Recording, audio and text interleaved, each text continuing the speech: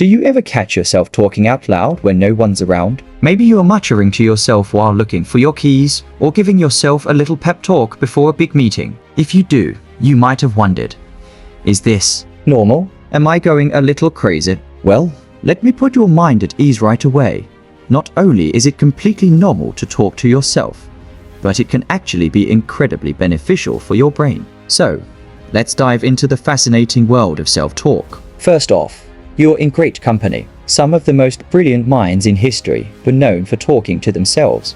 Albert Einstein reportedly used to repeat his sentences softly to himself. So if you're a self-talker, you're basically in a club with a genius. But it's not just for geniuses. Pretty much everyone does it to some extent, even if they don't realize it. Why do we do it? Well, there are a bunch of science-backed reasons. One of the biggest is that it helps us organize our thoughts. Think about it. Your brain is like a super fast computer with a million tabs open at once. When you speak your thoughts out loud, you're essentially forcing your brain to slow down and focus on just one thing. It takes a jumble of abstract ideas and turns them into concrete, structured language. This process can bring amazing clarity. You might be struggling with a problem, going around in circles in your head, but then you start explaining it to your empty room, and suddenly, the solution seems so obvious. You've just externalized your internal monologue, making it easier to see the pieces and how they fit together. Another powerful benefit is improved focus and concentration. Let's say you're trying to find a specific item in a crowded supermarket. If you just think, I need to find the organic peanut butter, your mind might wander. But if you say it out loud, okay, where is the organic peanut butter? You're creating a direct command for your brain. You're activating more sensory pathways. Your ears hear the words, which reinforces the instruction. Studies have actually shown that people who say the name of an object out loud while searching for it find it faster than those who don't. It's like giving yourself a clear auditory cue that cuts through all the other mental noise and distractions.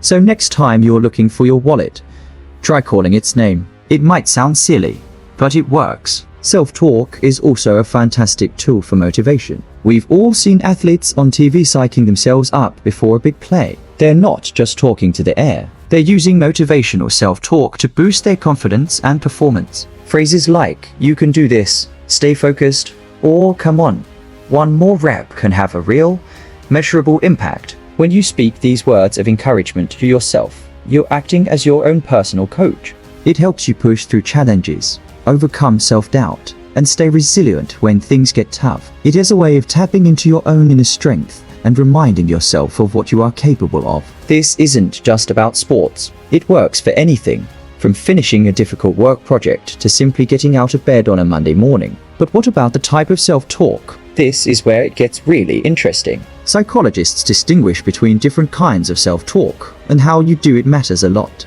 One of the most effective techniques is using your own name or the pronoun you instead of I. This is called distanced self-talk. For example, instead of saying, I can handle this pressure, you might say, John, you can handle this pressure, or you've got this.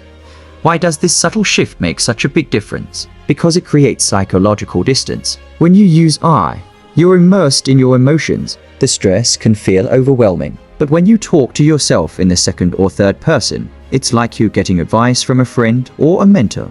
It helps you step back from the situation, regulate your emotions, and think more rationally and objectively. You're decoupling your identity from the immediate stress of the moment. This simple trick has been shown to reduce anxiety and improve performance under pressure in numerous studies. So, next time you're feeling overwhelmed, try giving yourself some advice using your own name. It might feel weird at first, but the results can be powerful. Self-talk is also crucial for learning new skills.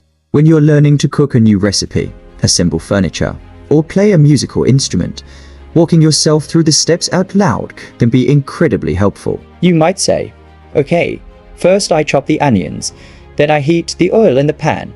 This is called instructional self-talk. It helps you stay on track, remember the sequence of actions, and correct mistakes as you go. It solidifies the learning process by engaging both your mind and your voice. It's the same reason kids often talk to themselves while they're playing or learning something new.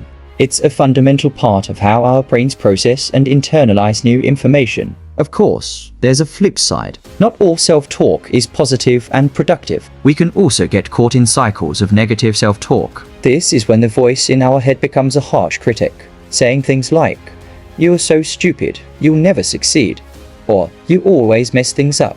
This kind of internal dialogue is destructive. It can erode your self-esteem, increase anxiety and depression, and become a self-fulfilling prophecy.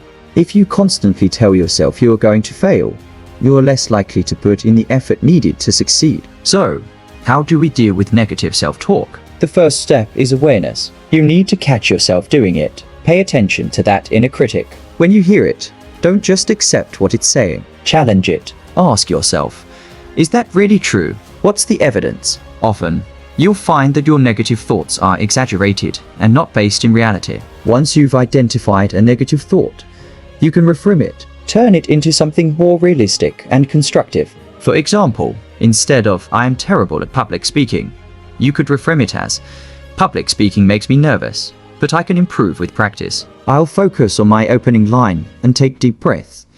You're not denying the feeling of nervousness, but you're shifting the focus from a fixed negative label to a growth-oriented mindset. You're turning a statement of failure into a plan for improvement. This is a key principle of cognitive behavioral therapy, or CBT, a highly effective form of psychotherapy. Now, you might be thinking, when does self-talk cross the line from normal to a potential sign of a mental health issue? This is a really important question. The key difference lies in context and control. For most people, self-talk is a private, controlled tool. You know you're talking to yourself, and you can generally stop if you need to. However, if the self-talk becomes uncontrollable, if you're hearing voices that feel like they're coming from outside of you, or if the voice is commanding you to do things, especially harmful things, that is a very different situation.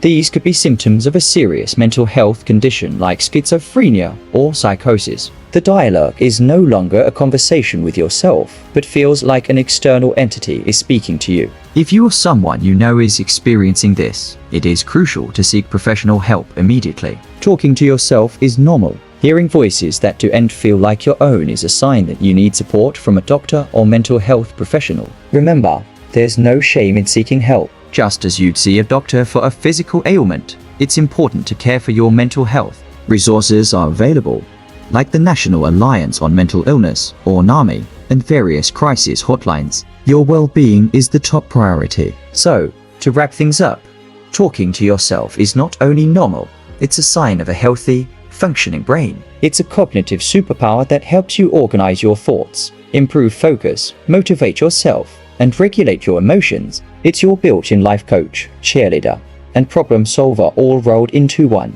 The trick is to become more intentional about it.